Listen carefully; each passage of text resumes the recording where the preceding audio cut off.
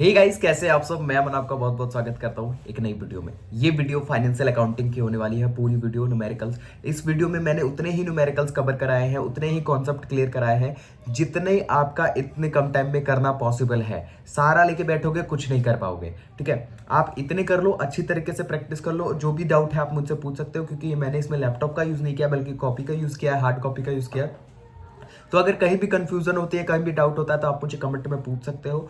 ये कर लेते हो अगर आप, और इसमें अच्छे खासे मार्क्स लेकर आ जाते हो। और इंटरनल असेसमेंट अगर आपने दिया होगा, याद रखना इंटरनल असेसमेंट देना जरूरी है। इंटरनल असेसमेंट दे दो, अभी भी एक दिन का टाइम है। ठीक है, कल अभी लास्ट डेट है और एक्सटेंड हो सकती है, ये कह नहीं सकते, तो इसलिए इंटरनल असेसमेंट देकर रखो। ठीक है, फिर आपके बैक लगने के चांसेस बहुत ज्यादा कम हो जाते हैं अगर आपने इतना कर लिया और इंटरनल असेसमेंट भी दे दिया हो। और दूसरी बात ये इस वीडियो सिर्फ न्यूमेरिकल्स के ऊपर होने वाली है। जो अगली वीडियो आएगी थ्योरी में, थ्योरी सारा कवर उसमें मैं करवा दूंगा। ठीक है, थ्योरी और इसको दोनों को साथ में लेके हैंडल कर लेंगे पेपर को। टेंशन वाली कोई बात नहीं है। बस आपको क्या करना है, आपको अच्छी तरीके से ध्यान से यहाँ पर पढ़ना है। और अगर कहीं कंफ्यूजन होती है, क्योंकि मुझे भी पता है कि जल्दी जल्दी वीडियो बनाने में काफ़ी ज़्यादा कंफ्यूजन हो जाता है, कभी कभार काफ़ी चीज़ें हैं जो अच्छी तरीके से एक्सप्लेन नहीं हो पाती हैं, और ऊपर से कॉपी में ये तो और ज़्यादा परेशानी वाली बात हो जाती है। ठीक है, तो आपको टेंशन नहीं लेना है। एक बार आप देखो, अच्छी तरीके से पढ़ो, यहाँ पे जितने भी कॉन्सेप्ट मैंने बताए हैं उनको अच्छी तरीके से समझो, और फिर आगे हम थ्योरी के वीडियो पे बात करेंगे। और हाँ, अगर आपका जो भी फीडबैक होगा वो मेरे को शेयर जरूर करना, आपका इस वीडियो के ऊपर क्या फीडबैक है। मिलते हैं नेक्स्ट वीडियो में, मतलब फेस टू फेस मिलेंगे। तब तक आप आगे देखो वीडियो। हे गाइस, कैसे हैं आप सब। आज की इस वीडियो में आपका बहुत बहुत स्वागत है। तो आज की इस वीडियो में हम फाइनेंशियल अकाउंटिंग के मोस्ट इंपॉर्टेंट क्वेश्चंस देखने वाले हैं। और जितने भी क्वेश्चंस जो आपके पेपर के पॉइंट ऑफ व्यू से इंपॉर्टेंट है, जो आपके एग्जाम के पॉइंट ऑफ व्यू से इंपॉर्टेंट है, सिर्फ उन्हीं क्वेश्चन को देखेंगे। और इस वीडियो में सिर्फ न्यूमेरिकल्स को देखेंगे। थ्योरी की जो वीडियो होगी वो आज शाम तक, आज रात तक आ जाएगी। तो उसके लिए आप घबराना मत, टेंशन मत लेना। इंपॉर्टेंट है कि जो ज़्यादा वेटेज के हैं, यानी जो न्यूमेरिकल्स हैं, उनको देख लेना। ठीक है, तो देखो फाइनेंशियल अकाउंटिंग स्टार्ट करते हैं। और इतनी इजी तरीके से मैं आपको समझाऊंगा, कोई भी दिक्कत नहीं आने वाली। अभी देखो, इस वीडियो के लिए मैंने लैपटॉप का यूज़ नहीं किया, क्योंकि वीडियो हो सकती है बहुत ज़्यादा लंबी बन जाए, तो फिर लैपटॉप में धीरे धीरे दिक्कत आने लगती है। इसी वजह से बिना किसी डिस्टर्बेंस के हम इस चीज़ मतलब कॉपी पे ही सारी कॉन्सेप्ट को समझ लेंगे, सारे कॉन्सेप्ट को। ठीक है, तो चलिए स्टार्ट करते हैं। सबसे पहला इन्वेंट्री वैल्यूएशन से।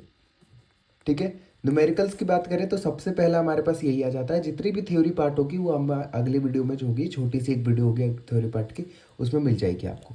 ठीक है, तो सबसे पहले इन्वेंट्री होता क्या है। इन्वेंट्री होता क्या है? इन्वेंट्री देखो, एक एसेट्स होता है। An asset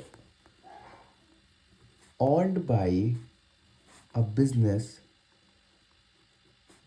for the purpose of selling। कहने का मतलब ये है कि ऐसे एसेट जो कि एक बिजनेस अपने पास रखता है, ऐसे एसेट जो कि अब बिजनेस अपने पास रखता है सेलिंग के पर्पस, यानी उसे बेचना है। क्योंकि देखो एसेट तो बहुत सारे होंगे कंपनी में। एसेट वो भी होगी जो मशीनरी होगी, एसेट उनके लैंड भी होंगे, एसेट वो बिल्डिंग भी होगी, लेकिन उन्हें बेचना तो नहीं है। जो बेचना है, जिनका पर्पस बेचना है, उसे हम इन्वेंट्री में गिनते हैं। ठीक है, ये सबसे लार्जेस्ट करंट एसेट होता है। ये सबसे लार्जेस्ट करंट एसेट होता है। करंट एसेट का मतलब इसे एक पीरियड के पहले, मतलब एक साल के अंदर अंदर इसे बेच दिया जाता है। ये हम पढ़ते हैं AS 2 के अकॉर्डिंग। AS 2 में पढ़ते हैं, अकाउंटिंग स्टैंडर्ड 2 में हम इन्वेंट्री वैल्यूएशन के बारे में पढ़ते हैं। ठीक है, तो इन्वेंट्री में कौन कौन सी चीज़ें आ जाती हैं? सबसे पहले आ जाता है रॉ मटेरियल। ठीक है, रॉ मटेरियल। दूसरा आ जाता है वर्क इन प्रोग्रेस। अभी सारी चीज़ें मैं आपको एक्सप्लेन कर रहा हूँ। और तीसरा आ जाता है फिनिश्ड गुड्स। देखो कंपनी में काम चल रहा है, ठीक है, कंपनी में काम चल रहा है, तो सबसे पहले रॉ मटेरियल्स आते हैं। रॉ मटेरियल्स को भी कहीं ना कहीं स्टोर करके रखा जाता है, तो वो भी स्टॉक के अंदर काउंट किया जाएगा। ठीक है, इंक्लूड होगा। और दूसरी बात, वर्क इन प्रोग्रेस। कुछ रॉ मटेरियल्स ऐसे होंगे जो कि आधे बन चुके हैं लेकिन पूरी तरीके से नहीं बने, तो वो वर्क इन प्रोग्रेस, वो भी इन्वेंट्री में काउंट किया जाएगा। और कुछ रॉ मटेरियल्स मार्केट में जाने के लिए तैयार है, जो कि फिनिश्ड गुड्स हो चुके हैं, वो भी काउंट किया जाएगा। ठीक है, और कंसाइनमेंट, जो गुड्स कंसाइनमेंट को दिए गए हैं वो भी कंसिडर किए जाते हैं इन्वेंट्री के तौर पर। कंसाइनमेंट क्या होता है? देखो होता ही है ना कि मान लो मेरी एक दुकान है, ठीक है, मैं इस दुकान को, नोएडा में एक दुकान है, इसको हैंडल करता हूँ। नोएडा में एक दुकान है, हैंडल करता हूँ, मुझे दिल्ली में अपने सामान को बेचना है। लेकिन मेरे पास इतना इन्वेस्टमेंट नहीं है कि मैं दिल्ली में जाके दुकान खोल सकूँ, इतना टाइम भी नहीं है। तो मैं क्या करूँगा, मैं एक एजेंट हायर करूँगा, एक बंदा हायर करूँगा जो कि एज अ एजेंट वर्क करेगा। ठीक है, मैं सिर्फ इसे अपने गुड्स दे दूंगा, मैं सिर्फ अपने सामान दे दूंगा और बोलूँगा कि भाई तू अपने ही दुकान पर मेरे सामानों को बेच। तो ये कंसाइनमेंट होता है। ठीक है, तो अगर मैं जो गुड्स इसको दे रखा हूँ बेचने के लिए, वो भी मेरा स्टॉक के अंदर मतलब इन्वेंट्री के अंदर काउंट किया जाएगा। ठीक है, तो इन्वेंट्री तो समझ लिया। वैल्यूएशन क्या होता है? वैल्यूएशन कुछ नहीं होता, उसी इन्वेंट्री को, जो भी हमारे पास इन्वेंट्री है उसी को एक मॉनेटरी वैल्यू दे देना। मॉनेटरी वैल्यू मतलब अगर मेरे पास एक मशीन है एज ए इन्वेंट्री, तो मैं उस मशीन की कुछ मॉनेटरी वैल्यू तय कर दूंगा। जैसे ये मशीन 1 लाख की है, 2 लाख की है, तो वही वैल्यूएशन हो जाता है। ठीक है, कोई दिक्कत की बात नहीं। इन्वेंट्री वैल्यूएशन का मतलब बेसिक जो फंडा है वो आपको क्लियर हो गया होगा, तो फिर हम आगे बढ़ सकते हैं। अब देखो, अगर हम इन्वेंट्री वैल्यूएशन की बात करें, इन्वेंट्री वैल्यूएशन की बात करें तो दो तरीके की यहाँ पर सिस्टम आ जाते हैं। एक आता है परपीचुअल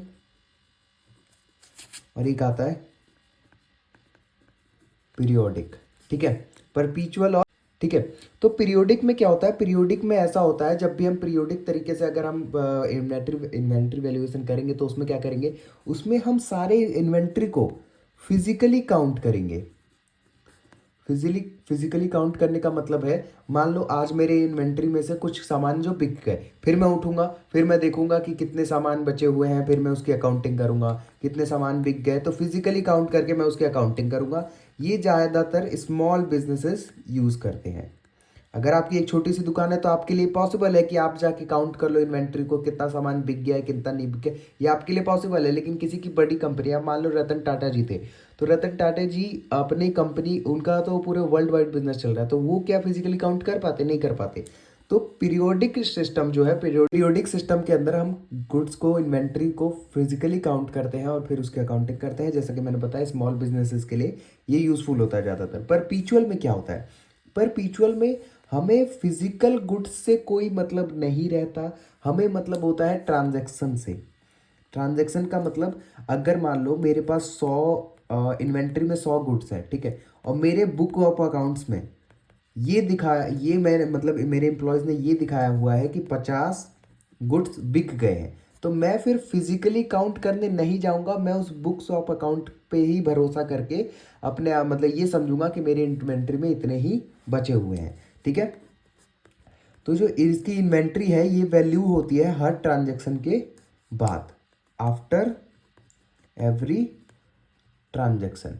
ठीक है, आया समझ? फिजिकल पीरियोडिक में क्या होता है, हम फिजिकली काउंट करते हैं, और इसमें ट्रांजैक्शन के बाद। ठीक है, store laser, store laser is prepared, इसमें हम बनाते हैं स्टोर लेजर बनाते हैं, और यही एक चीज़ है स्टोर लेजर जो आपको न्यूमेरिकल्स में बनाने के लिए दी जाएगी पेपर के अंदर। और अभी हम वही सीखने वाले हैं, बहुत ईजी है, आराम से सीख जाओगे। ठीक है, तो चलिए स्टार्ट करते हैं, हम इस स्टोर लेजर सीखना कैसे बनाते हैं, सीखना स्टार्ट करते हैं। तो देखो, स्टोर लेजर बनाने के लिए हमें मेथड्स का पता होना चाहिए। ठीक है, मेथड्स का पता होना चाहिए। तो मेथड्स होते हैं, एक फीफो, ठीक है, एक होता है लीफो, और एक होता है वेटेड एवरेज मेथड। नाम सुनकर या फिर इतने सारे मेथड देखकर बिल्कुल मत घबराना, बहुत इजी मेथड है, आराम से कर लोगे। बस एक और बात, कैलकुलेटर लेके जाना, आप सिंपल कैलकुलेटर लेके जा सकते हो, अलाउड होता है वहाँ पे। ठीक है, फीफो का मतलब क्या होता है? फीफो का फुल फॉर्म होता है फर्स्ट इन फर्स्ट आउट। ठीक है, फर्स्ट इन फर्स्ट आउट, मतलब जो पहले आया है वो पहले जाएगा। मेरी बात को ध्यान से सुनना, जो पहले आया है वो पहले जाएगा। इसका मतलब जो गुड्स मैंने पहले खरीदे हैं या जो गुड्स मैंने पहले मंगवाए हैं उनको मैं पहले बेचूंगा। ठीक है, जो गुड्स मैंने पहले मंगवाए हैं, जैसे 1 जनवरी को मैंने 3 बोतल मंगवाए हैं, ठीक है, और 5 जनवरी को मैंने 4 बोतल मंगवाए हैं, पानी के बोतल। ठीक है, तो अगर बेचने की बारी आएगी तो मैं 1 जनवरी वाले बोतल्स को पहले बेचूंगा। ठीक है, ये होता है फीफो मेथड में, फर्स्ट इन फर्स्ट आउट वाले। अब लीफो में क्या होता है? लास्ट इन फर्स्ट आउट, जो लास्ट में आया है उसे पहले बेचूंगा। यानी इसमें यही वाला एग्जांपल लेते हैं, तो इसमें मैं कोशिश करूंगा लीफो मेथड के अंदर कि 5 जनवरी वाले मतलब गुड्स को जल्दी बेच सकूं। ठीक है, पहले बेचूं। ठीक है, वेटेड एवरेज मेथड ये थोड़ा एक डिफरेंट मेथड हो जाता है जो कि मैं अभी आपको बताऊंगा, लेकिन आपके एग्जाम के पॉइंट ऑफ व्यू से तीनों ही क्वेश्चन मतलब तीनों ही आ सकते हैं, लेकिन ये और ये इंपॉर्टेंट है, और ये अगर आप ये सीख लेते हो तो ये आराम से सीख जाओगे। तो चलिए स्टार्ट करते हैं क्वेश्चन बनाना, और पहले सीखते हैं फीफो मेथड। ये देख लो, ये पहले फॉर्मेट है स्टोर लेजर का, ठीक है। इसमें क्या क्या है मैं आपको बता दे रहा हूँ। यहाँ आपको डेट का कॉलम बनाना है, ठीक है। फिर आपका रिसिप्ट हो जाएगा। रिसिप्ट का मतलब होता है परचेज, रिसिप्ट का मतलब होता है परचेज, यहाँ पे रिसिप्ट का मतलब है परचेज। इशू का मतलब है यहाँ पे सेल, ठीक है, यानी बेच दिया। और बैलेंस का मतलब है कितना हमारे पास बच गया, ठीक है। फिर क्यू का मतलब है यहाँ पर क्वांटिटी, कितने क्वांटिटी है गुड्स की, कितनी क्वांटिटी है। रेट का मतलब है मतलब एक यूनिट कितने का है, ठीक है। यानी अगर मान लो मैंने 4 बोतल परचेज किए हैं, 4 बोतल परचेज किए हैं 20 रुपए में, तो इसका मतलब एक यूनिट कितने का हुआ, 5 रुपए का हुआ, तो वही रेट लिखना है। और वैल्यू, वैल्यू कैसे कैलकुलेट की जाती है, क्यू इंटू आर। इन दोनों को मतलब यहाँ पे 4 होगा, यहाँ पे 5 होगा, तो इन दोनों को जब आप इंटू करोगे तो वैल्यू आ जाएगा, ठीक है। उसी तरीके से सेल्स में भी वही कहानी है और बैलेंस में भी वही चीज़ है। तो एक बार क्वेश्चन करके देखते हैं, एग्जाम्पल की मदद से आपको अच्छी तरीके से समझ में आ जाएगा। ओपनिंग स्टॉक हमारा 1 जनवरी को, 1 जनवरी 2022 को ओपनिंग स्टॉक हमारा नील है, यानी कुछ भी नहीं है, तो नील होगा तो छोड़ देना, ठीक है। और 2 जनवरी को purchased 100 units at the rate 15 unit मतलब 15 रुपीज़ पर यूनिट। एक यूनिट 15 रुपये का है और मैंने मतलब 100 यूनिट खरीदा है। तो इसका एंट्री देखो क्या होगा, किस तरीके से होगा। आपको यहाँ पे डेट लिख देना है 2 जनवरी 2022, ठीक है। रिसिप्ट मैंने बताया था परचेज वाला होगा। क्वांटिटी कितनी है, 100 है, तो मैं क्वांटिटी के अंदर लिखूंगा, ठीक है। रेट कितना है, 15 है, तो मैं यहाँ लिख दूंगा। अब इन दोनों को इंटू करके फिर वैल्यू वाले में लिखूंगा, ये वैल्यू है तो ये हो जाएगा 1500, ठीक है। कोई दिक्कत नहीं। तो इसमें हमारे पास ये ऐसा कुछ बोला नहीं, तो ब्लैंक ब्लैंक। अब बताओ, मैंने जब परचेज कर लिया, 100 यूनिट परचेज किए हैं, तो मेरी ऑर्गेनाइजेशन के अंदर बैलेंस कितना बचेगा, मेरे ऑर्गेनाइजेशन के अंदर कितने मटेरियल है, जाहिर सी बात है 100, सेम सेम चीज, इतना ही तो बचा। मैं इतना तो इसका मतलब मैंने परचेज किया और मेरे ऑर्गेनाइजेशन में बैलेंस इतना बचा है, ठीक है। दूसरी लाइन अगर हम पढ़े तो 14 जनवरी को, यानी 14 जनवरी को इशूड 15 यूनिट्स, यानी हमने 50 यूनिट बेच दिया। तो सबसे पहले यहाँ पे अंडर एक लाइन खींच कर इसे क्लोज कर दो, ठीक है। यहाँ पर इसका मामला क्लोज। फिर यहाँ पे 14 जनवरी की डेट डालो, ठीक है। अब परचेज के बारे में कुछ बोला नहीं है, तो परचेज के बारे में कुछ नहीं बोला तो हम यहाँ पे ब्लैंक करेंगे, ठीक है। अब बोला है हमें इशू के बारे में, यानी हमने बेचा है, तो 100 यूनिट हमारे पास है, ठीक है। तो उसमें से हमें बोला है कि 50 तुमने बेच दिया, 50 बेच दिया, ठीक है। 50 को कितने रुपए में बेचा, अरे भाई जितने रुपए में यहाँ पे है उतना ही लिखना है आपको, ठीक है। यहाँ पे 15, तो यही हो जाएगा 750 रुपये, ठीक है। अब बताओ 100 यूनिट में से मैंने 50 यूनिट बेच दिया, तो मेरी ऑर्गेनाइजेशन में कितना बचा, 50 यूनिट ही बचा। 15 की रेट से 750 का माल मेरे पास बच गया, ठीक है। फिर मैं यहाँ पे अंडरलाइन कर दूंगा, ठीक है। यहाँ पे ख़त्म हो जाएगा। तीसरा लाइन अगर हम पढ़ते हैं 18 जनवरी को, 18 जनवरी को परचेज, फिर से मैंने 200 यूनिट खरीद लिए, फिर से मैंने क्या किया, 200 यूनिट खरीद लिया 18 जनवरी को। तो 200 कितने रुपए का है, 20 रुपये पर यूनिट, तो ये हो जाएगा 4000, ठीक है। सेल्स के बारे में कुछ नहीं है तो सेल्स को प्लान करो। और अब देखो 50 यूनिट मेरे पास 15 रुपए के हिसाब से पहले से थे, और अब मेरे पास आया है 200 यूनिट 20 रुपए के हिसाब से, तो मैं 50 यूनिट वाले को पहले लिख दूंगा और फिर 200 यूनिट वाले को यहाँ लिख दूंगा 4000, और फिर ये कर दूंगा बंद। देख रहे हो, दोनों को मैंने लिखा है, यानी 50 यूनिट वाले को भी लिखा जो कि 15 रुपए के यूनिट के हिसाब से था, और 200 वाले को भी लिखा जो कि 20 रुपए यूनिट के हिसाब से था, ठीक है। और फिर मैं अगर अगली लाइन पढ़ूँ तो 20 जनवरी को मैंने 100 यूनिट बेच दिए, 20 जनवरी को मैंने 100 यूनिट बेच दिए। अब यहाँ पर क्वेश्चन एक आता है, अब यहाँ पे मेन पॉइंट आता है। 50 यूनिट मेरे पास 15 रुपए वालों में से बचे हैं, ठीक है। 50 यूनिट कौन से बचे हैं, 15 रुपए वालों में से। तो सबसे पहले मैंने क्या बताया, ये हम फीफो मेथड का यूज कर रहे हैं, तो जो पहले खरीदा है उनको पहले निकाल दो। तो पहले मैंने 50 वाला खरीदा है तो 50 यूनिट को मैं निकाल दूंगा, ठीक है। 50 यूनिट को मैं निकाल दूंगा 15 रुपए के हिसाब से 750 रुपये, ठीक है। 50 यूनिट को निकाल दिया। अब मेरे को बेचना कितना है, 100 यूनिट बेचना है। मैंने कितना बेच दिया, 50 बेच दिया, तो अब इस 200 यूनिट में से मैं 50 यूनिट निकाल कर बेच दूंगा। तो 200 यूनिट में से जब मैं 50 यूनिट निकाल दूंगा तो 50 और कितना रेट है 20 रुपये, तो इसका 20 रुपये ही लगेगा। ठीक है, 1000। ठीक है, अब यहाँ पर देखो इशू हो चुका है। अब बैलेंस मेरे पास कितना है 150 यूनिट बैलेंस बचा। ये तो बिक गया पूरा और इसमें से मैंने 50 निकाले हैं और रेट जो है इतना ही चल रहा है 3000। ठीक है, तो इस तरीके से हमारे आगे के क्वेश्चंस को करना है। फिर मैंने परचेज किया 150 यूनिट और फिर मैंने इशू किया 100 यूनिट। तो इस तरीके से आपको आगे करते जाना है। और एक और बात, जब आप कंक्लूजन पे आओगे, जब आप पूरा निकाल लोगे तो आपको निकालना क्या होता है ये बताता हूँ।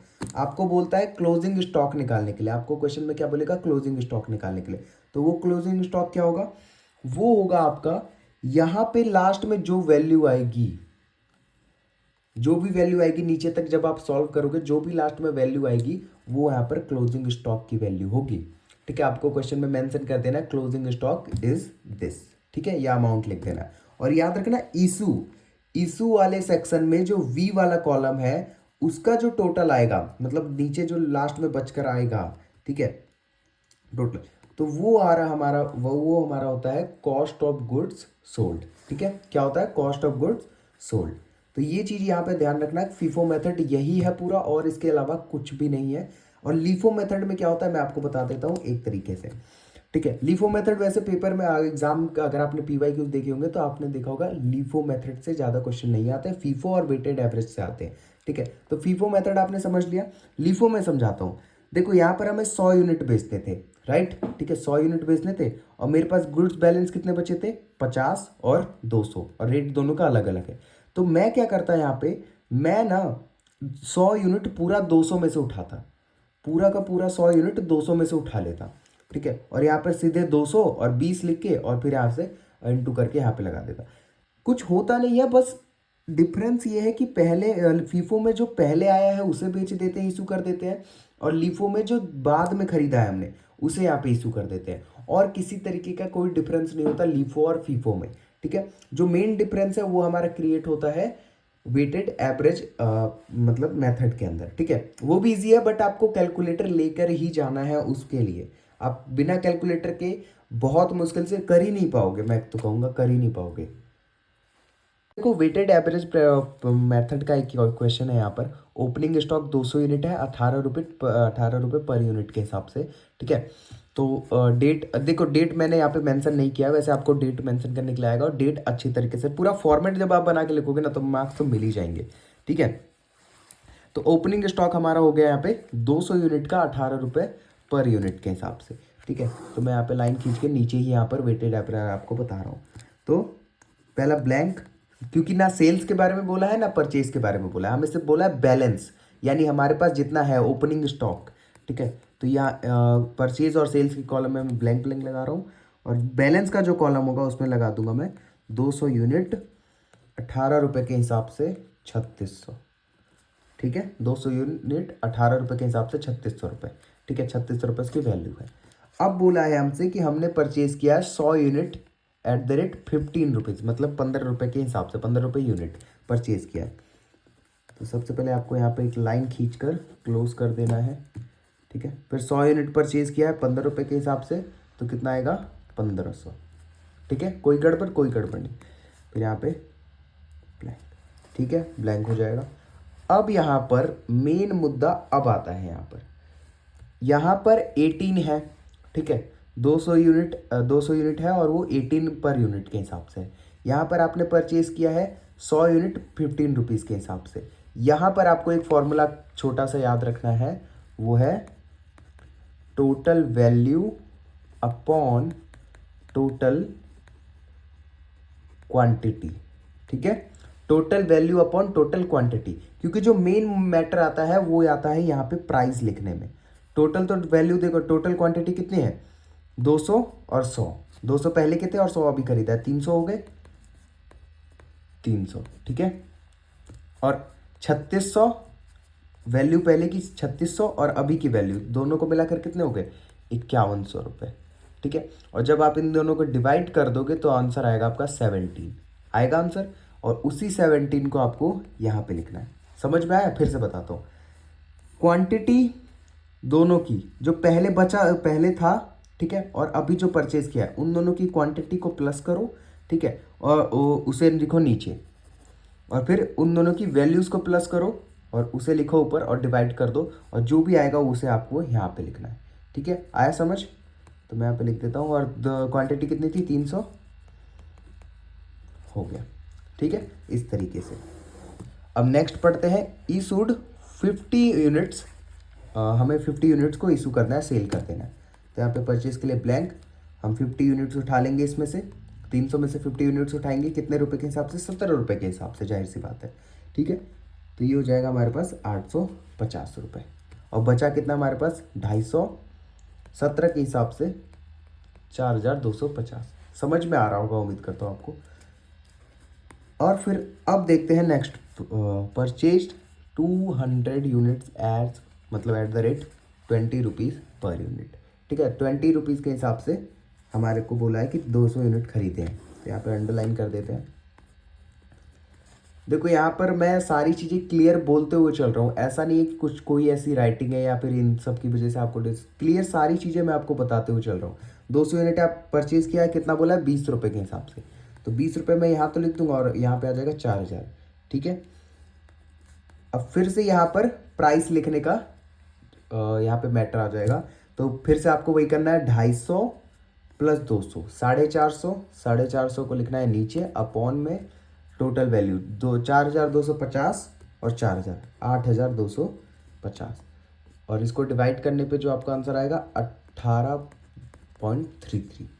तो आपको यहाँ पे लिखना है 18.33, यहाँ पे लिखना है दोनों क्वांटिटी को प्लस करके, और यहाँ पे फिर मतलब टोटल वैल्यू लिख देनी है। ठीक है, तो इस तरीके से आपका पूरा क्वेश्चन होने वाला है। तो मेरा जो मेन कॉन्सेप्ट था यहाँ पे समझाने का वेटेड एवरेज प्रॉफिट में, मतलब मेथड में, वो ये था कि total value upon total quantity से आप इसका प्राइस निकालोगे, आप इसका रेट निकालोगे। उम्मीद करता हूँ आपको समझ में आ गया होगा। और मेरी बात मानो कि अगर आपने ये समझ लिया, इन्वेंट्री वैल्यूएशन ये पूरा कंप्लीट हो चुका है, आपके एग्जाम पॉइंट ऑफ व्यू से पूरा कंप्लीट हो चुका है, और यहीं से क्वेश्चन आपका पूछे जाने वाला है। ठीक है गाइस, जो नेक्स्ट टॉपिक आता है वो हमारे पास आता है फाइनेंशियल स्टेटमेंट का, जिसमें आपको trading account, P&L account and balance sheet बनाने को बोला जाएगा, और इसमें होंगे एडजस्टमेंट, यानी एडजस्टमेंट के साथ। तो बिल्कुल ही पेशेंस के साथ पूरी वीडियो को समझना, क्योंकि मुझे पता है ट्रेडिंग, P&L और बैलेंस शीट, इन सब के फॉर्मेट आपको अच्छी तरीके से पता होंगे। थोड़ा आप भूल भी गए होंगे तो इतना रिवाइज कर लो, आप फॉर्मेट आप देखोगे, आप रिवाइज हो जाएगा। मेन जो चीज़ है वो एडजस्टमेंट है, और बैड डेट्स का एडजस्टमेंट और GST का एडजस्टमेंट, इसको अच्छी तरीके से देखना। अगर आपको कुछ भी डाउट हो, कुछ भी क्लियर नहीं होगा, तो आप एक बार कमेंट में मुझे बता देना, अगर आपको कंफ्यूजन होती है तो। ठीक है, तो देखते हैं ट्रेडिंग अकाउंट, देखते हैं सबसे पहले। ट्रेडिंग अकाउंट में देखो यहाँ पे सेल्स आता है इस तरफ, ठीक है, यानी अगर मैं बात करूँ यहाँ पे क्रेडिट साइड है ये, और ये है डेबिट साइड, आपको लिखना भी है, ये है डेबिट साइड। ठीक है, तो इस तरफ सेल्स आता है, इस तरफ to opening stock, to purchase, और देख परचेज अगर होगा और परचेज रिटर्न भी होगा तो परचेज में से माइनस कर देना, तब लिखना। ठीक है, जितनी भी तरीके की डायरेक्ट एक्सपेंसेस होते हैं वो हमारे पास ट्रेडिंग अकाउंट में आ जाते हैं, चाहे वो वेजेस हो, पावर फ्यूल हो, फैक्ट्री एक्सपेंसेस हो, फैक्ट्री एंड फिटिंग्स हो, लाइटिंग्स हो, to carriage inward, to freight inward वाले चीज़ें वो इसमें आ जाएंगे, किसमें? ट्रेडिंग अकाउंट में। ठीक है, और यहाँ पे बाई क्लोजिंग स्टॉक, यानी साल के एंड में कितना स्टॉक हमारे पास बचा हुआ है वो आएगा यहाँ पर। ठीक है, जब आप यहाँ पर टोटल अमाउंट निकालोगे, तो अगर इस तरफ का जाता है तो यहाँ पे आ जाएगा, यहाँ पे आ जाएगा टू ग्रॉस प्रॉफिट।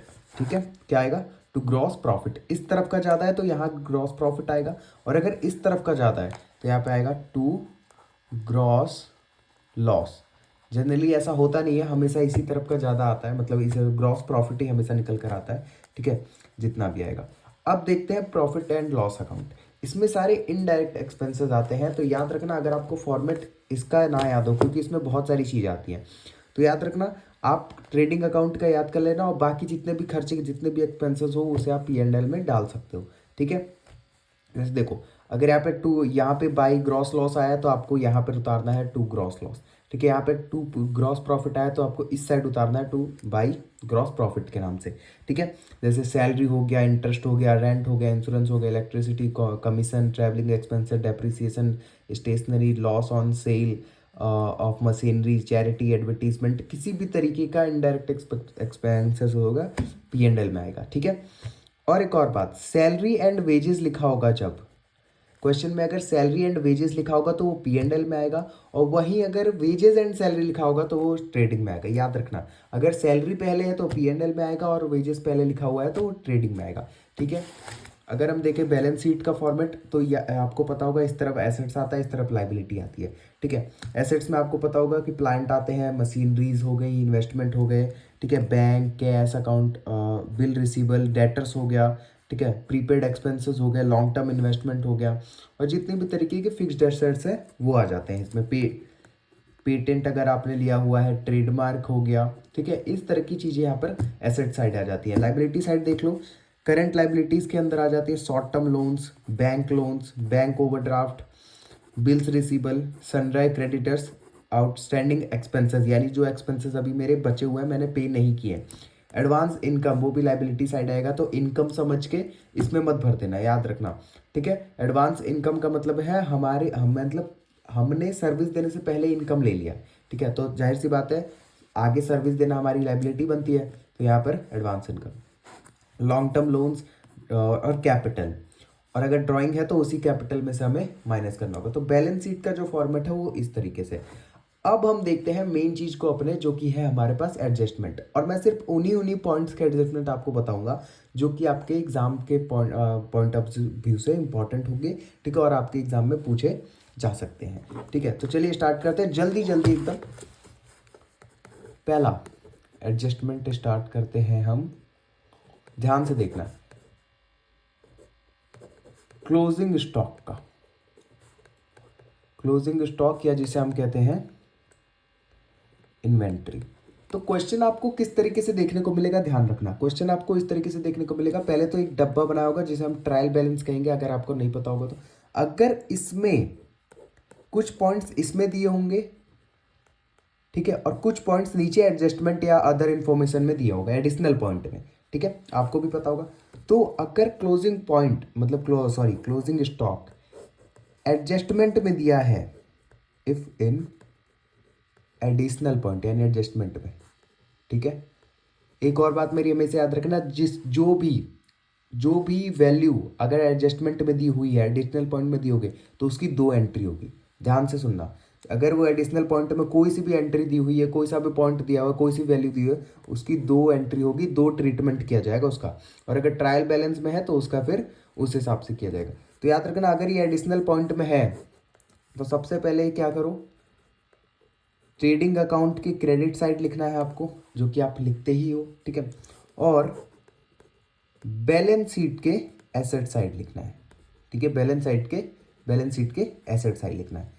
याद रखना, मैं फिर से बता रहा हूँ, एडिशनल अगर पॉइंट है, एडिशनल पॉइंट के अंदर है क्लोजिंग स्टॉक के बारे में, तो आपको ट्रेडिंग अकाउंट के क्रेडिट साइड लिखना है और बैलेंस शीट में एसेट साइड लिखना है। ठीक है, और अगर मान लो एडिशनल पॉइंट में नहीं है, ट्रायल बैलेंस में है, मतलब जो डब्बा आपको क्वेश्चन बना के देगा उसमें है, तो आपको क्या करना है, तो सिंपली आपको बैलेंस शीट के एसेट साइड में लिख देना है। ठीक है, इस तरीके मैं बात करता हूँ दूसरा आउटस्टैंडिंग एक्सपेंसेस की। आउटस्टैंडिंग एक्सपेंसेस की, ऐसे एक्सपेंसेस, ऐसे खर्चे जो हमने अभी तक पे नहीं किए, जो हम पे उधार है, अभी तक हमने पे नहीं किए, पे करने हैं। ठीक है, तो अगर ये एडिशनल पॉइंट में होता है, ठीक है, अगर ये एडिशनल पॉइंट में होता है तब हमें क्या करना है, तब आपको क्या करना है, तब आपको या तो ट्रेडिंग से या तो P&L से, क्योंकि आउटस्टैंडिंग देखो किसी में भी हो सकता है। मान लो आपको बोला गया कि आउटस्टैंडिंग वेजेस, तो आपको पता होगा कि वेजेस तो आता है, वेजेस हमारे ट्रेडिंग में आता है, और अगर बोला गया आउटस्टैंडिंग सैलरी, तो सैलरी हमारा P&L में आता है, तो दोनों में हो सकता है। ठीक है, तो इनमें क्या ट्रीटमेंट करना है, इनमें क्या करना है आपको, वो मान लो सैलरी ले लेते हैं।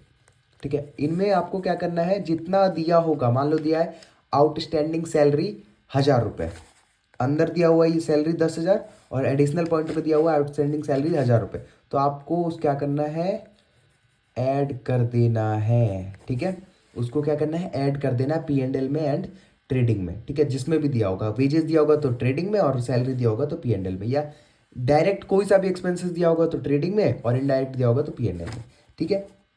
दूसरी जो ट्रीटमेंट होगा वो होगा बैलेंस शीट में, जो कि होगा लाइबिलिटी साइड में। आपको लाइबिलिटी साइड में से मेंशन कर देना है, ठीक है। फॉर्मेट में अभी हमने देखा यहाँ पर आउटस्टैंडिंग एक्सपेंसेस, तो इसी तरीके से ये जो दूसरा एडजस्टमेंट है वो आउटस्टैंडिंग एक्सपेंसेस का हो गया।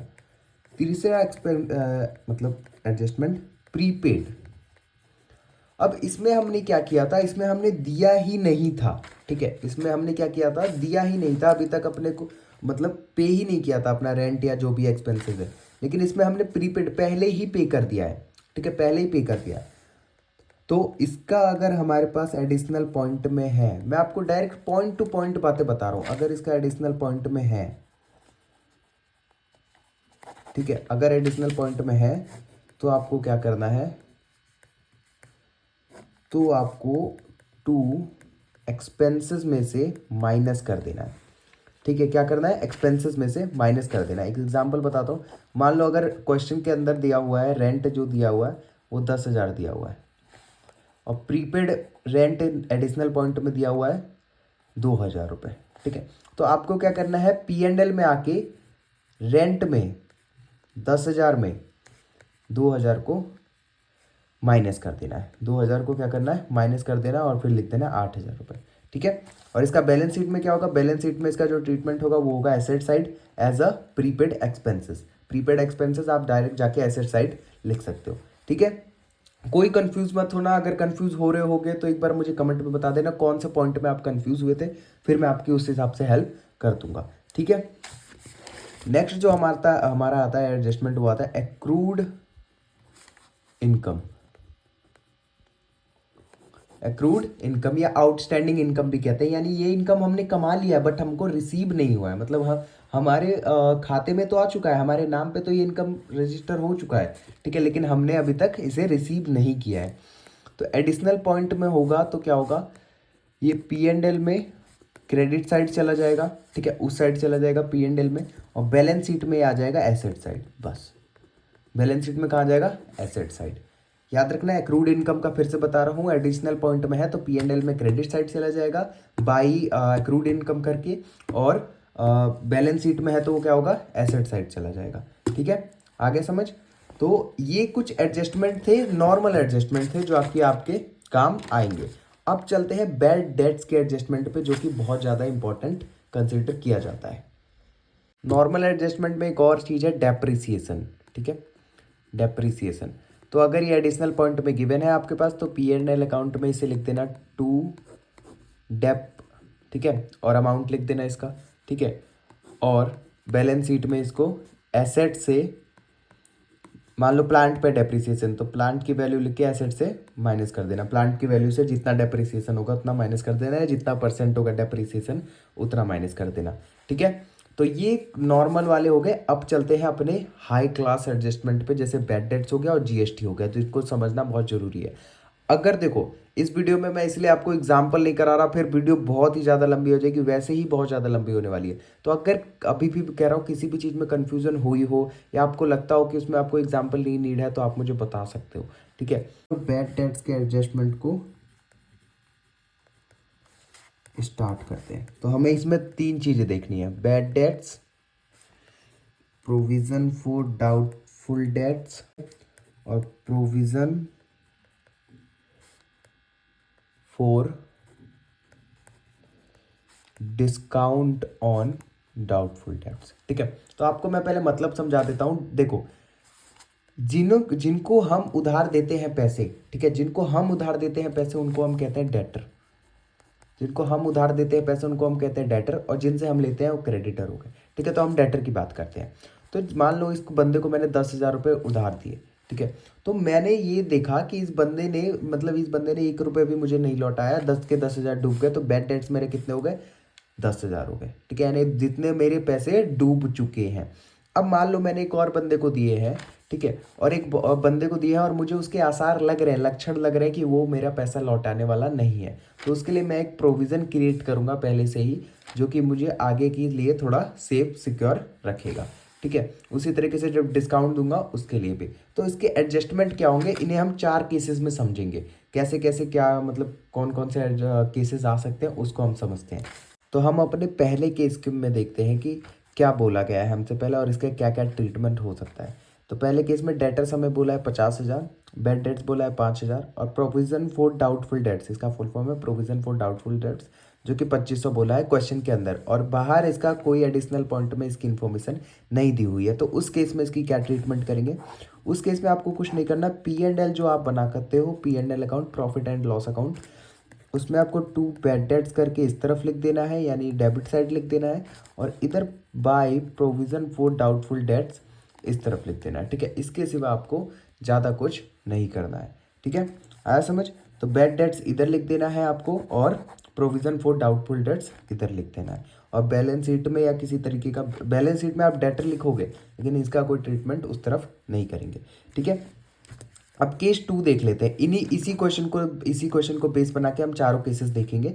बस एडिशनल पॉइंट में हम कुछ कुछ चेंजेस करेंगे। अब मान लो एडिशनल पॉइंट में हमारे पास दिया हुआ है, इसके सिवा ये भी दिया हुआ है, और एडिशनल पॉइंट में हमसे बोला है बैड डेट्स 10,000।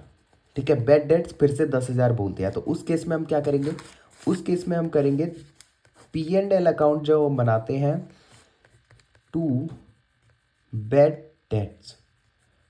ठीक है, ये तो अंदर वाला जो हमने अंदर यहाँ पे लिख रखा है वो लिखेंगे पहले 5,000 रुपये।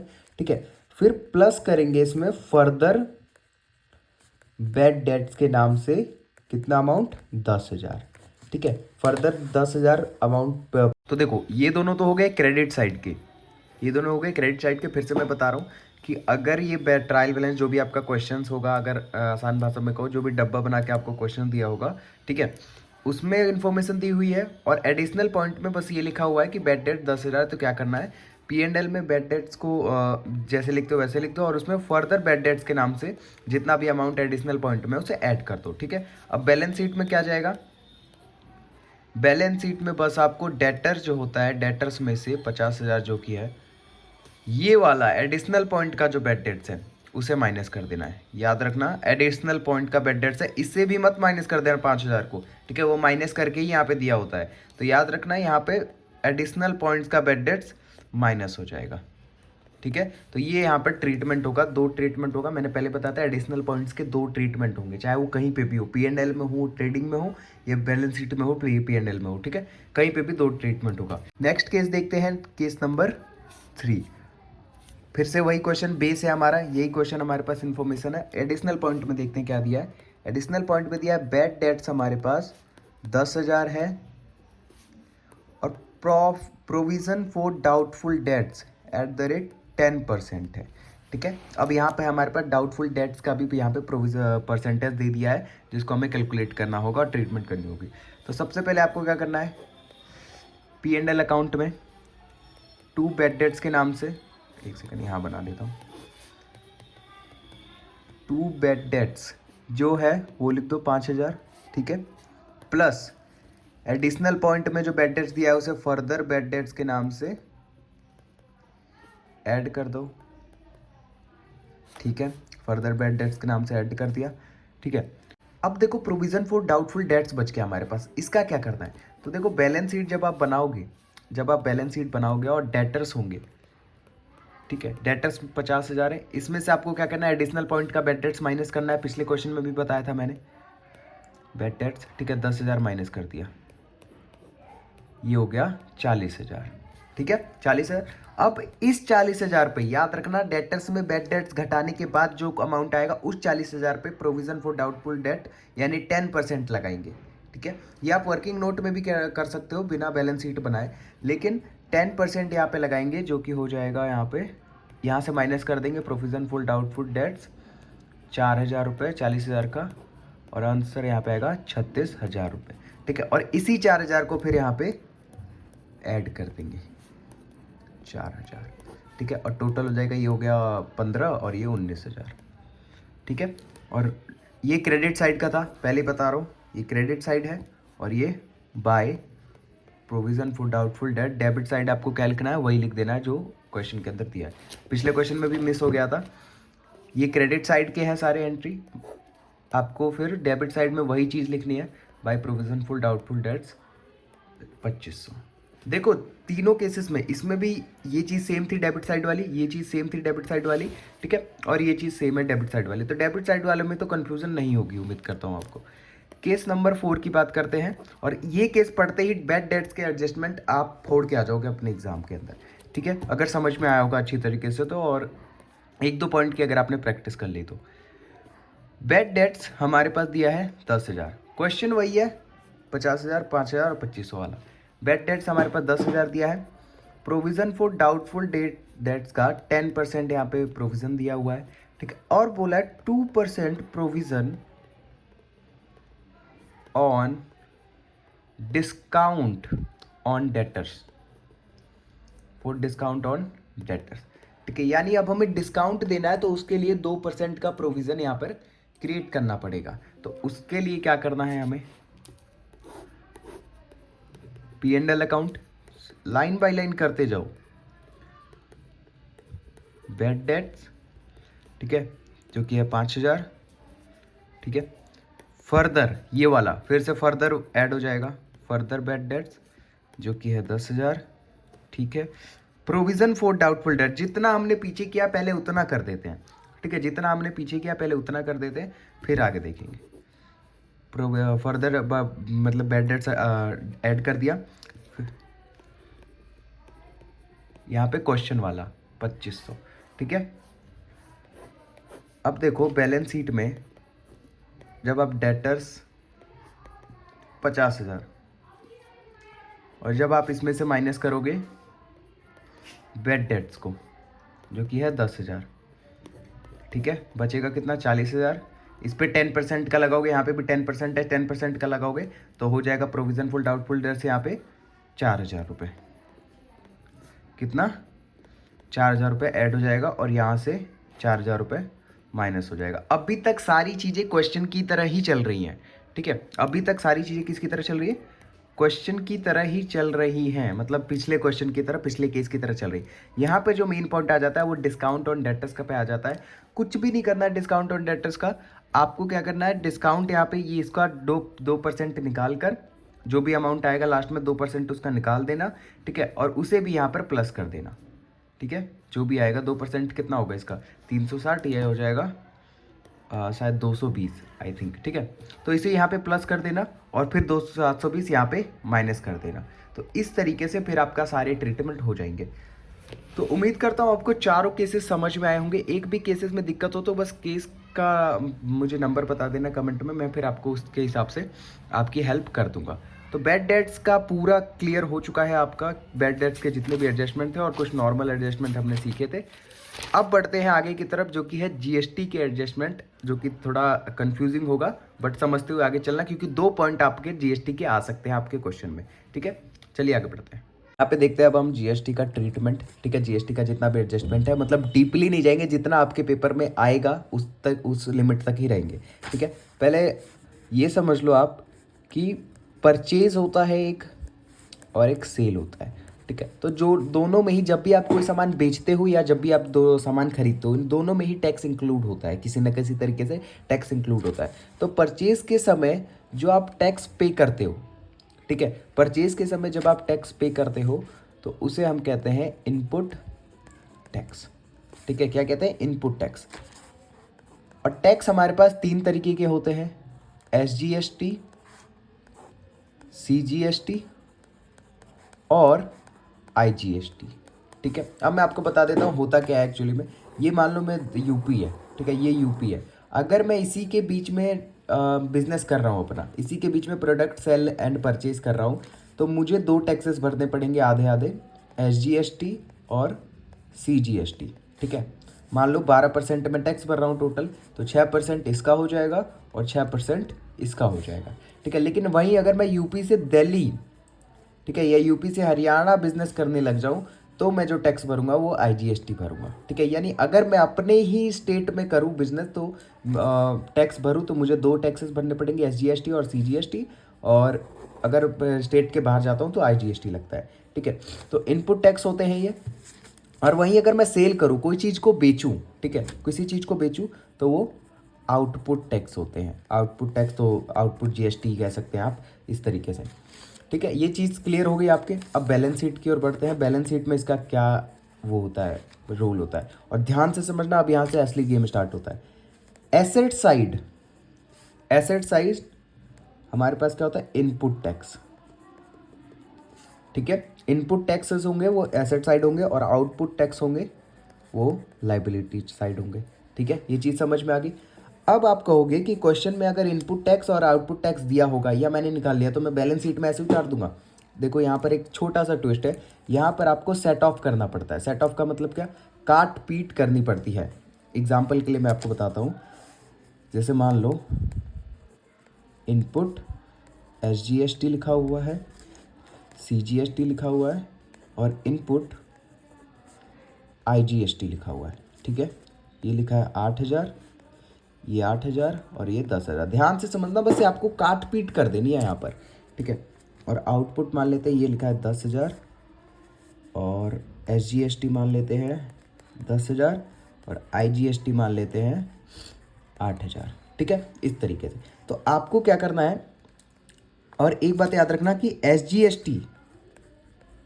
SGST से IGST आप काट सकते हो। ठीक है, मतलब एडजस्ट कर सकते हो। CGST से भी आप IGST को एडजस्ट कर सकते हो, पर इन दोनों को एक साथ एडजस्ट नहीं कर सकते। ये बात हमेशा याद रखना। आप इससे इसको कर सकते हो, इससे इसको कर सकते हो, लेकिन इन दोनों को एक साथ मतलब एक साथ एडजस्ट नहीं कर सकते। SGST को SGST के साथ कर सकते हो, और CGST को CGST के साथ। अब बताता हूँ करना क्या है, कंफ्यूज मत होना। CGST इधर कितना है, 8,000 है, इधर कितना है, 2,000 है। तो जाहिर सी बात है, जब इधर 8 इधर 10,000 है, इधर यहाँ पे देखो CGST यहाँ पर कितना है, 8,000 है, और इस तरफ कितना है, 10,000 है। यानी 2,000 का यहाँ पे डिफरेंस क्रिएट हो रहा है। किस तरफ, मतलब किस तरफ ज़्यादा है 2,000 का डिफरेंस, इस तरफ ज़्यादा है। तो ये 8,000 यहाँ से हम हटा देंगे, और इधर से माइनस कर देंगे 8,000 माइनस इनपुट CGST। ठीक है, और यहाँ पे 2,000 आ जाएगा। समझ में आया किस तरीके से मैं कहना चाह रहा हूँ। यहाँ पर 8,000 था, यहाँ पे 10,000 था, 2,000 एक्स्ट्रा था, तो मैं वहाँ से काट दूंगा और यहीं से माइनस करके डायरेक्ट 2,000 लिख दूंगा। ठीक है, SGST में भी सेम केस होगा कि इधर 8,000 है, इधर 10,000, तो मैं यहाँ से हटा दूंगा एसेट साइड से, और यहाँ पर सीधे 2,000 लिख दूंगा। ठीक है, यहाँ पर दिखा के। अब IGST की बात करते हैं। ठीक है, IGST की बात करते हैं, तो यहाँ पे कितना बच गया आफ्टर मतलब माइनस करने के बाद 2,000, और यहाँ पे भी बच गया 2,000। ठीक है, अब IGST की बात करते हैं। IGST में इधर ज़्यादा है ना, IGST में इधर ज़्यादा है और इधर कम है। तो हम क्या करेंगे, इस साइड अब हमारा बचेगा 2,000।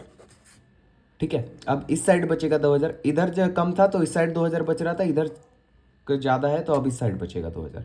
ठीक है, देखो अब यहाँ पे क्लियर समझ लेते हैं, वहाँ पे काफ़ी ज़्यादा कन्फ्यूजन हो रही थी। ठीक है, आउटपुट GST, ठीक है, सॉरी इनपुट SGST और इनपुट IGST। ठीक है, 8,000 8,000 और ये 10,000। ठीक है, आउटपुट CGST, आउटपुट SGST और आउटपुट IGST। ठीक है, तो देखो इसकी जो वैल्यू है मैंने अभी बताया, इसकी वैल्यू यहाँ पर देखो कितना है, ये 10,000 है, ये 10,000 है, और ये 8,000 है। ठीक है, तो इधर जो आप देख सकते हो वैल्यू 8,000 है, इधर 2,000 एक्स्ट्रा है, तो ये इधर चला जाएगा। मैं इधर से हटा दूंगा, इसमें से माइनस कर दूंगा, ये होगा 2,000 हो जाएगा। ठीक है, 2,000 हो जाएगा, ब्रैकेट में लिख रहा हूँ। फिर वही केस इसके साथ भी होगा, ये भी 2,000 हो जाएगा। बट नीचे वाले केस में आप देख रहे हो कि इस साइड वाला जाता है। ठीक है, तो ये इधर से माइनस हो जाएगा और ये 2,000 हो जाएगा। ठीक है, 2,000 हो गया। अब मैंने आपको एक पॉइंट बताया था कि ये जो SGST है, मतलब CGST है वो SGST हो गया, वो IGST के साथ एडजस्ट हो सकते हैं। ठीक है, तो इधर भी 2,000 हो गया और इधर भी 2,000 हो गया, तो जाहिर सी बात है ये मैं IGST को और CGST को काट दूंगा। तो जो हमारा लास्ट में बचेगा, और ये तो कट ही चुका है, लास्ट में बचेगा वो बचेगा आउटपुट SGST, जो कि बैलेंस शीट में रहेगा। तो आपको बस सेटिंग ऑफ करना आना चाहिए, वह आपको काट पीट ही करनी है। आया समझ किस तरीके से। और मान लेते हैं अगर यहाँ पे 2,000 बचता और यहाँ पे कुछ सेटिंग ऑफ करने के लिए नहीं होता, तो आपको फिर उसी तरीके से छोड़ देना है। ठीक है, अब एक पॉइंट आ जाता है जो कि आपके क्वेश्चन में देखने को मिलेगा, credit sale of 2000 plus IGST at the rate 12% was not recorded. ये आपको अपने क्वेश्चन में देखने को मिलेगा, ये वाला पॉइंट आपको क्वेश्चन में देखने को मिलेगा। ये चीज़ें तो ठीक है, ये आपको सेटिंग ऑफ करने के लिए मैंने बताई है, ठीक है। अगर आप ये एक तरीके से नहीं भी करते हो तो चल जाएगा, उतना ज़्यादा इम्पैक्ट नहीं पड़ेगा, बट ये आपको करना पड़ेगा। इसका ट्रीटमेंट क्या होगा, इसमें हमसे बोला है कि क्रेडिट सेल, यानी हमने उधार बेचा था एक 2000 रुपये का सामान, ठीक है, उधार बेचा था 2000, जिस पर IGST लगा है 12% का, ठीक है, वो रिकॉर्ड ही नहीं किया है हमने, तो हम क्या करेंगे। तो ट्रेडिंग अकाउंट में हम सेल्स रिकॉर्ड करते हैं, तो सबसे पहले हम सेल्स बढ़ा देंगे, यानी सेल्स में प्लस कर देंगे, ठीक है, सेल्स में प्लस कर देंगे। दूसरी बात, बैलेंस शीट में अब क्रेडिट सेल है, क्रेडिट सेल किसे करते हैं, डेटर्स को करते हैं, तो डेटर, ठीक है, प्लस टैक्स, ये हो जाएगा इतना, ठीक है। डेटर्स में आ जाएगा 2000 और ये हमारा हो जाएगा प्लस सेल। आया समझ में? कहने का मतलब क्या है कि यहाँ पर 2000 रुपये की सेल की थी, IGST यहाँ पर 12% है, ठीक है, जो कि रिकॉर्ड नहीं किया था। तो सेल तो हुई है तो मैं ट्रेडिंग अकाउंट में लिखूंगा, लेकिन क्रेडिट सेल हुई है तो मेरा डेटर्स क्या है, वो बढ़ जाएगा, डेट्स क्या है, वो इंक्रीज हो जाएगा। और इसी डेटर्स पे, मतलब 2000 पे मैं 12% निकाल कर यहाँ पे ऐड कर दूंगा, टैक्स में ऐड कर दूंगा, ठीक है, और यहाँ पे लिख दूंगा। तो ये यहाँ का ट्रीटमेंट है। आया समझ? ये है इसका ट्रीटमेंट जब हम क्रेडिट सेल करते हैं। क्रेडिट परचेज करेंगे तो क्या होगा, क्रेडिट परचेज करेंगे तो कुछ नहीं होगा। ट्रेडिंग अकाउंट में एक परचेज का होता है, ट्रेडिंग अकाउंट में तो लिखते हैं परचेज अकाउंट, वो हमारा बढ़ जाएगा, ठीक है, क्रेडिट और कैश दोनों पर जो वहाँ पे रिकॉर्ड होते हैं, तो वो हमारा बढ़ जाएगा, इंक्रीज हो जाएगा। और बैलेंस शीट के अंदर क्रेडिटर्स वो इंक्रीज हो जाएगा, ठीक है, क्या होगा, क्रेडिटर्स इंक्रीज हो जाएगा। अच्छी तरीके से इसको लिखना, फिर एक अच्छे से समझना। और एक छोटा सा प्रैक्टिकल क्वेश्चन अगर मेरे से मतलब इस वीडियो में हुआ तो मैं करवा दूंगा, या तो आप करने की कोशिश करना, ठीक है। GST और trading account, P&L account, balance sheet का जितना भी आपके एग्जाम के पॉइंट ऑफ व्यू से क्वेश्चन था, कॉन्सेप्ट था, वो खत्म हो चुका है। अब बढ़ते हैं आगे और आगे के क्वेश्चंस को सीखते हैं।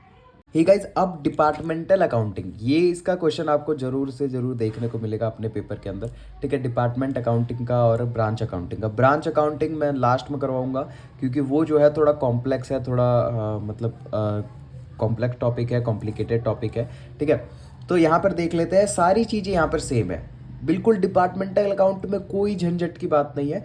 एक चीज़ है जो थोड़ा सा परेशान कर सकती है, बट वो भी आराम से हो जाएगा। ट्रेडिंग अकाउंट अभी हमने पढ़ा, वही है सेम, बस यहाँ पे डिपार्टमेंट अलग अलग कर दिए हैं। होता क्या है डिपार्टमेंटल अकाउंटिंग में, कि जब आप एक बिजनेस कर रहे हो अपना, ठीक है, अपना एक बिजनेस कर रहे हो, तो आपने अब डिपार्टमेंट बना दिए, डिपार्टमेंट 1, डिपार्टमेंट 2 और डिपार्टमेंट 3, ठीक है, डिपार्टमेंट 3 जो आपने BST के अंदर डिविजनल स्ट्रक्चर पढ़ा होगा उस हिसाब से। तो ये डिपार्टमेंट है मार्केटिंग का, ये डिपार्टमेंट है फाइनेंस का, ये डिपार्टमेंट है सेल्स का। तो इस तरीके से जब आप डिपार्टमेंट बना देते हो, और ये डिपार्टमेंट क्या करते हैं, अपनी अपनी अकाउंटिंग करते हैं, या आप इन सारे डिपार्टमेंट्स के लिए अकाउंटिंग करते हो, तो वो डिपार्टमेंट अकाउंटिंग में हम उसके अकाउंट्स बनाते हैं, ठीक है। तो क्वेश्चन आपको अलग अलग, मान लो क्वेश्चन में दिया होगा AB का बनाना है, तो वो आपको दिया होगा अमाउंट सारे, ठीक है। ABC का बनाना है तो उस हिसाब से दिया होगा, ठीक है। तो पहले फॉर्मेट देख लेते हैं, बिल्कुल ट्रेडिंग अकाउंट और नॉर्मल P&L की तरह है यार, कोई दिक्कत की बात नहीं है। देखो, टू ओपनिंग स्टॉक, ठीक है, A का जितना होगा, B का जितना होगा, C का जितना होगा, ठीक है। टू परचेज, तीनों का दिया होगा। टू वेजेस, तीनों का। टू डायरेक्ट एक्सपेंसेस, तीनों का। डायरेक्ट एक्सपेंसेस जैसे मैंने बताया आपको, फ्रेट इनवर्ड, कैरेज इनवर्ड, इन सब चीज़ें, ठीक है।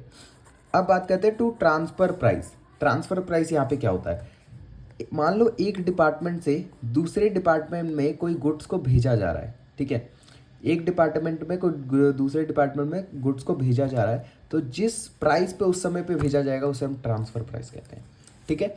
और इस तरफ देख लेते हैं, by sales, by transfer price, वही सेम चीज़ है, ठीक है। और बाय क्लोजिंग स्टॉक। तो ट्रांसफर प्राइस बहुत ही कम देखने को मिलेगा आपको, 1% चांस है 2% के आपको पेपर में देखने को मिले, लेकिन बाकी चीज़ें हैं वो देखने को मिलेंगी ही मिलेंगी।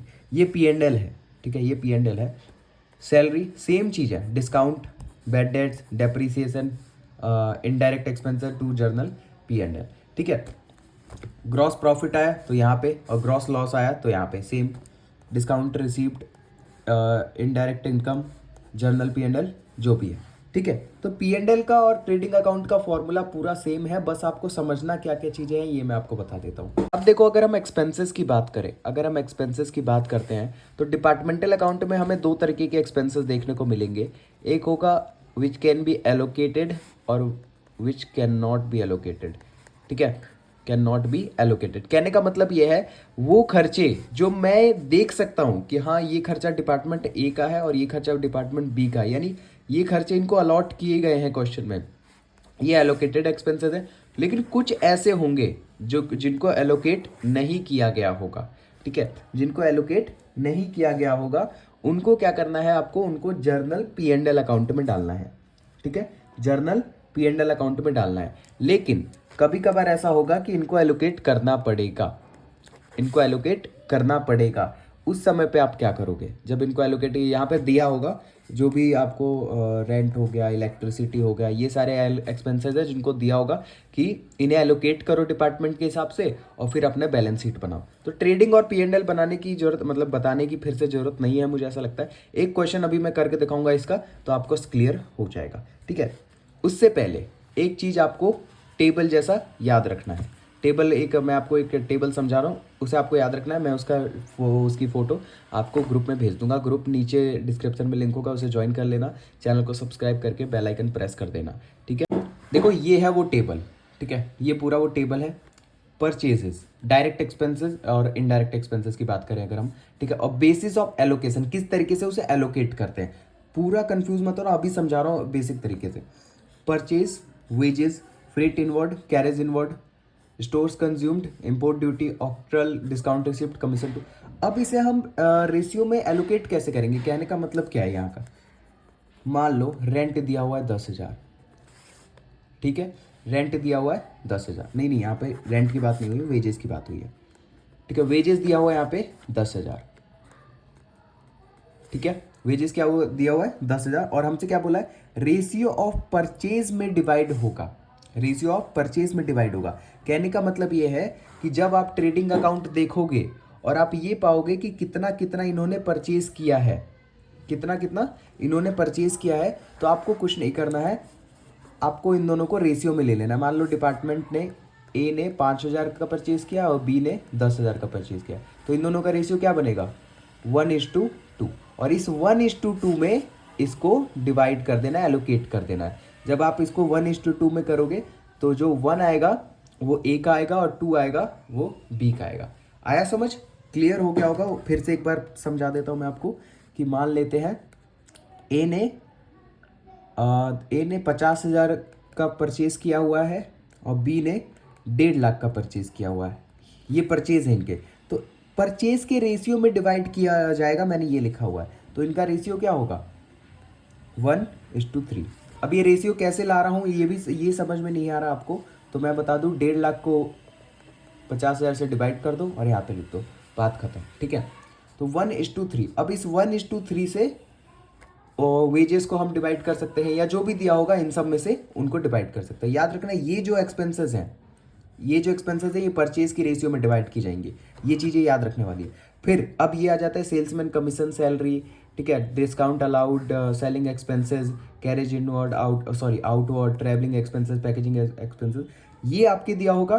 तो ये आपको सेल्स के रेशियो में डिवाइड करना है, ठीक है। किसके रेशियो में, सेल्स के रेशियो में यहाँ पर डिवाइड करना है। बैड डेट दिया होगा तो नेट सेल्स का मतलब सेल्स दिया हो और अगर सेल्स रिटर्न भी दिया हो तो माइनस कर देना सेल्स रिटर्न से, बस, और कोई बात नहीं, ठीक है। तो अब यहाँ पे ले लेते हैं मान लो रेंट, ठीक है, नहीं रेंट नहीं, यहाँ पर मान लो एडवर्टीजमेंट हमें दिया है 50,000 का, ठीक है। और हमारी जो ए डिपार्टमेंट की सेल हुई है वो 1,000 की हुई है और बी की हुई है वो 2,000 की हुई है, ठीक है। तो इनका रेशियो क्या बनेगा, 1:2। अब इस 1:2 में 50,000 को डिवाइड करके फिर ए और बी में हम लिख देते हैं, ठीक है। Power charges, rent and rates, repair maintenance and insurance और बिल्डिंग्स कंडीशनिंग एक्सपेंसेस, ठीक है। तो ये बनेगा ratio of area occupied, ratio of area, कितना एरिया ऑक्युपाइड कर रखा है एक डिपार्टमेंट ने। ए ने मान लो 300 स्क्वायर फीट किया है और बी ने मान लो 400 स्क्वायर फीट किया, तो इनका रेशियो क्या होगा 3:4। ठीक है, तो रेंट हमारा मान लो इसमें है 50,000, 50,000 रेंट है, तो 3:4 में 4 रेशियो में 50,000 को डिवाइड कर देंगे, 50,000 को बांट देंगे। अब इसे कैसे बांटते हैं, अगर ये नहीं आता, मतलब ये नहीं पता, तो फिर से वो बता देता हूँ। 3:4 50,000 को अगर आप डिवाइड करोगे तो पहले 3/7 लिखना, इन दोनों को प्लस करके टोटल नीचे आता है इंटू 50,000। ठीक है, 4 बी का निकालना हो, 4 का निकालना हो तो 4 7 इंटू 50,000। ठीक है, इस तरीके से। अब देखो depreciation of machinery, repair and maintenance of मतलब machinery and free insurance premium, ये होगा वैल्यू ऑफ ईच मशीनरी, कि मशीनरी की वैल्यू कितनी है उस रेशियो में डिवाइड होगा। अब जल्दी से एक क्वेश्चन देख लेते हैं ताकि सारी चीजें आपको क्लियर हो जाए, किसी तरीके का कोई कंफ्यूजन ना हो। ठीक है, यहाँ पर हमारे पास एक क्वेश्चन है, मैंने लिख रखा है क्वेश्चन और उसके साथ सॉल्यूशन भी लिख रखा है, मैं आपको बस एक्सप्लेन कर देता हूँ। क्वेश्चन में दिया हुआ है डिपार्टमेंट ए का और डिपार्टमेंट बी की कुछ जानकारी दी गई है। ओपनिंग स्टॉक इसका 25,000 था, 20,000 था परचेजेस। ठीक है, और एडिशनल पॉइंट में आपको ये दिया होगा कि रेंट 15,000 है, इलेक्ट्रिसिटी 6,000 है। ये जो ऐसे एक्सपेंसेस हैं जो कि एलोकेटेड नहीं है, उनको हमें एलोकेट करना है, जो मैं आपको बता रहा था अभी। डेप्रीसिएशन 18,000 है, और जो सेलिंग एक्सपेंसेस है ये क्या है, ये 8,000 है। ठीक है, और इसी के नीचे आपको एक डब्बा सा बना के दिया होगा ये। ठीक है, जिसमें लाइट पॉइंट्स लिखा होगा डिपार्टमेंट ए 18 और 9, वैल्यू ऑफ एसेट्स लिखा होगा 1.5 लाख और मतलब कुछ भी लिख सकता है, 1.5 लाख और 1,20,000 लिखा है। फ्लोर एरिया ऑक्यूपाइड, ठीक है, एरिया ऑक्यूपाइड, ये बेसिस दिए हुए हैं एलोकेशन के। अभी 1 मिनट में समझ में आ जाएगा किस तरीके से करना है। ट्रेडिंग और पी&एल में मुझे नहीं लगता कुछ बताने की जरूरत है। ठीक है, मुझे नहीं लगता कि कुछ बताने की जरूरत है जो यहाँ पे हो। देखो जो भी यहाँ पर दिए हुए हैं मैं उसे छोड़ रहा हूँ। ठीक है, याद रखना सेल्स, यहाँ पे नेट सेल्स ही आएगा, सेल्स है और सेल्स रिटर्न है, तो सेल्स रिटर्न को माइनस कर दो सेल्स में से, तब यहाँ पे अपनी वैल्यू लिखना है। ठीक है, अब आते हैं हम वो वाले पे जिनको एलोकेट करना है। ध्यान से समझना किस तरीके से एलोकेट करना है। रेंट कितना है 15,000, और रेंट को किस हिसाब से बांटना चाहिए था, एरिया ऑक्यूपाइड के हिसाब से। तो एरिया कितना है, ए ने किया है 300 और बी ने किया है 200, तो इनका जो रेशियो होगा 3:3:2। तो 15,000 को अगर मैं 3:2 में डिवाइड करता हूँ, 3,000 एक 9,000 आएगा और 6,000 आ जाएगा। ठीक है, मानते हो 9,000 आएगा और 6,000 आ जाएगा। दूसरा क्या है, इलेक्ट्रिसिटी। इलेक्ट्रिसिटी को मतलब किस रेशियो में, यहाँ पे दिया हुआ लाइट पॉइंट्स, कितना लाइट आप यूज़ कर रहे हो, ये 18 और ये 9, तो इन दोनों का रेशियो क्या बनेगा 2:1। तो हम क्या करेंगे 6,000 को 2:1 में डिवाइड कर देंगे और यहाँ पे लिख देंगे। देखो जैसे 9,000 6,000 आया था, तो मैंने इसे यहाँ पे लिख दिया 9,000 और 6,000। ठीक है, अब बात करते हैं डेप्रीसिएशन की। डेप्रीसिएशन को किस रेशियो में करेंगे, मैंने बताया था डेप्रीसिएशन अभी कि कितना वैल्यू है मशीनरी की, तो वैल्यू ऑफ एसेट्स 1.5 लाख और 1,20,000। इसके पास 1.5 लाख की मशीनें हैं, उसके पास 1,20,000 की, तो इन दोनों का रेशियो हो जाएगा 5:4। तो हमें क्या करना है, 8,000 को 5:4 में डिवाइड करके लिख देना है, मतलब डिस्ट्रीब्यूट करके लिख देना है। सेलिंग एक्सपेंसेस को सेल्स के उसमें करना है, सेल्स के रेशियो में। तो यहाँ पे देखो सेल्स कितना है 6,30,000 और 4,90,000 को जब आप करोगे 6,30,000 और 4,90,000 को, तो आप ये पाओगे इसका जो रेशियो आएगा 9/7 आएगा, 9:7, और 9:7 में आप इसे डिवाइड कर सकते हो, मतलब डिस्ट्रीब्यूट कर सकते हो। ठीक है, तो इस तरीके से बस आपको ध्यान रखना है कैसे एलोकेट किया जाएगा। अगर आप एलोकेट नहीं कर पाते तो थोड़ी दिक्कत हो सकती है, लेकिन अगर आप ये सीख गए, अगर आपको ये आ गया, अभी मैंने जो बताया समझ में आ गया, तो 100% चांस, मतलब 100% मैं कह रहा हूँ आप क्वेश्चन करके आ जाओगे। ईजी आता है क्वेश्चन। ठीक है, तो गाइज अगर आपने वीडियो यहाँ तक देख ली तो सबसे पहले उसके लिए बहुत बहुत धन्यवाद। और दूसरी बात ये, टेंशन मत लेना, जो नेक्स्ट वीडियो आएगी उसमें थ्योरी सारा हैंडल कर लेंगे। जितना इस वीडियो में मैंने आपको बताया, अगर आपको समझ में आया हो तो अच्छी तरीके से उसे पढ़ लेना, देख लेना और एक बार प्रैक्टिस कर लेना 1 से 2 बार। ठीक है, सारी चीज़ें हो जाएंगी, आराम से बच जाओगे, बैक नहीं लगेगी। इंटरनल असेसमेंट दियो तो और अच्छे मार्क्स आ जाएंगे। ठीक है, मिलते हैं अगली वीडियो में, तब तक के लिए बाय।